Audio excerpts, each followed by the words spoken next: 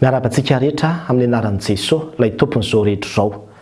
Ny olana misy foana, fa Jesosy koa eo foana.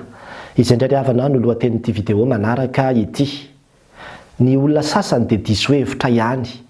Mihevitra hoe ny fiainana miaraka amin'ny Kristy dia tena fiainana tsisy olana mihitsy, tsisy aretina mihitsy, tsisy fahoriana mihitsy, fa tena fiainana milamina be. Raha izany no heveranao azy dia ho diso fanantenana ianao. Fa na i Jesosy Kristy ala dia fanampiomana antsika. Ety amin'izao tontolo izao izy no ahitana reo fahoriana nefa matoki. Izao efa naharesy izao tontolo izao. I Jesosy milaza hoe matoki, izy ihany koa nefa nilaza manao hoe indro momba nareo mandrakariva ambara-pahatonga ny fahataperan'izao tontolo izao. Ny dikan'izay dia hoe ety amin'izao tontolo izao no ahitana reo fahoriana nefa izao momba nareo mandrakariva ary dia izao efa naharesy ny zavatra rehetra. Zay zany ny dikany. Ka dia tia hampahery antsika amin'ity anio ity, ho anao izay kivikivy eo anatrehan'ny olana izay tsy mety mivaha, olana izay mifanesesy, miala anao dia miditra amin'ny manaraka, eo anatrehan'ny asa mety fisedranana, fitsapanana, fizahanttoetra mahavaivay izay lalovanao ary mety efa naharitra aman-taonany maro mihitsy, ny olana izay nentinao ambavaka nefa toa tsy misy valim-bavaka fiheveranao azy, tsy mandroso ho any amin'ny fivahana mihitsy ilay olana fa mbola miziriziry eo foana. Le miaraka amin'Andriamanitra dia tsy hoe fiainana tsy misy olana fa tena misy olana eo.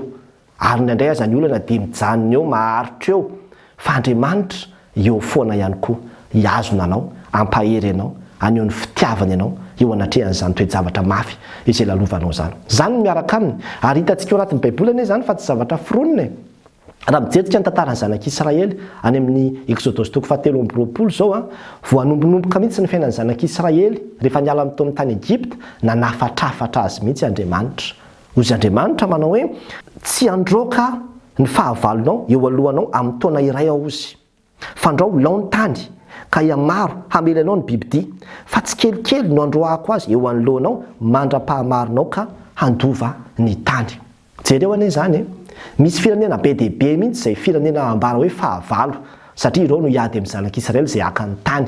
Ireo nefa mipetraka teo taloka nefa dia efa nomen'Andriamanitra azy ny tany ho an'ny zanak'Israely dia andeha haka an'io tany io ireo.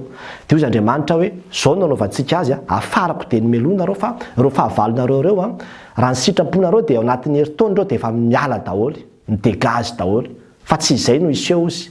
Fa avelako ao foana ireo. Zany hoe hiara iaina amin'ny olana ianareo, hiara iaina amin'ny fahavalonareo, hiara iaina amin'ireo sedra samihafa ireo nareo zany ozy. Ary ao foana ireo ozy izy fa hoalako tsikelikely mandra-pahamarinareo fa ny olana manko izy dia izao. Raha ohatra ka tonga dia alano anatin'ny herintaona daholo izy rehetra dia lasa laony tany.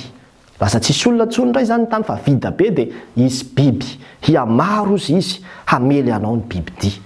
Efa misy zavatra eritreretin'Andriamanitra mihitsy zany antony mahatonga an'ilay hoe zay mihitsy ny mety hoe avela hiara iaina amin'ny olanao ihany aloha zareo. Ary rehefa jerevanao io le hoe navela niara niaina tamin'ny olana tao zareo roviana vao tena hoe azo ny tanteraka amin'izay zany le tany. 300 taona aty aoriana. Ny vanim-potoana mpitsara manko sy ny vanim-potoana tamin'ny andron'i Josoa dia le vanim-potoana nandраitsana an'io tany io, nanaovana conquête an'io tanàna io, maharitra any amin'ny 300 taona mahery zany valim-potoana zany. Mahery. Zany hoe tao anatin'ny 300 taona mahery zany dia niady foana tamin'ireo fahavalo ireo zanak'Israely. Nefa dia izao ny zavatra lehibe indrindra. Andriamanitra mihitsy ny nanao an'izany. Zany mihitsy ny nampanantenan'Andriamanitra ho azy ireo. Zany le fiainana miaraka amiko izy.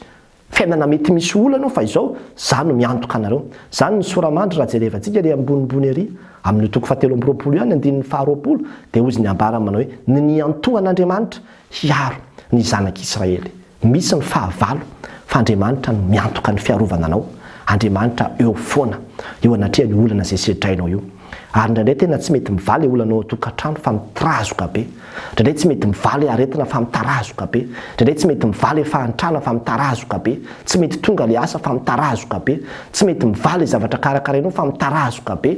Ny antony dia satria tian'Andriamanitra hifikitra amin'ny mandrakariva isika, hitady azy mandrakariva isika fa raha tonga dia omena antsika le zavatra mety tsy ho zakantsika dia andehantsika. Raha tonga dia omena vola be tampoka eo fotsiny ianao mandray mpimaso, tsy ho zakanao le manan-karena be fa mety tonga ianao dia anidina tonga dia hiala tanteraka amin'Andriamanitra mihitsy na ire fa alefan'Andriamanitra tsikelikely ny fialan'le fahantrano eo amin'ny fiainanao.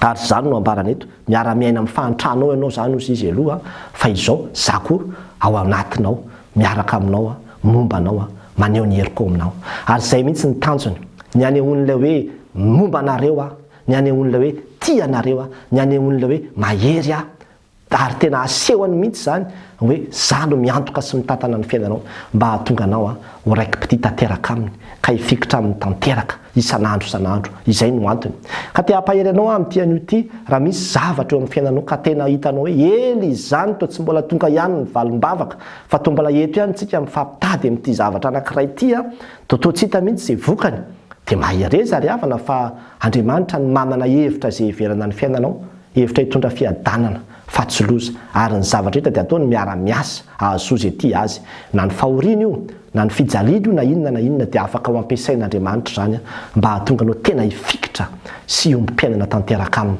fa ny tena mahateran'Andriamanitra manko dia ny ahazahoanao fiainana mandrakizay ny raiketanao tanteraka amin'ny fitiavana azy fa tsy ny ahava ny olana eto ambonin'ny tany io ka dia misy foana ny olana fa Andriamanitra koa eo foana dia izay ny fampahirezana ao antsika izay ny toko antsika izay ny fanantenana ao antsika ary na misy ary ny zavatra rehetra toytsika hoe efa ato anatiko le Andriamanitra mpandresy noho izany manoatra noho ny mpandresy ao amin'ny alalan'ilay ty antsika dia i Jesosy Kristy zany ho azy rery ihany ny voninahitra mahereza ry havana amen.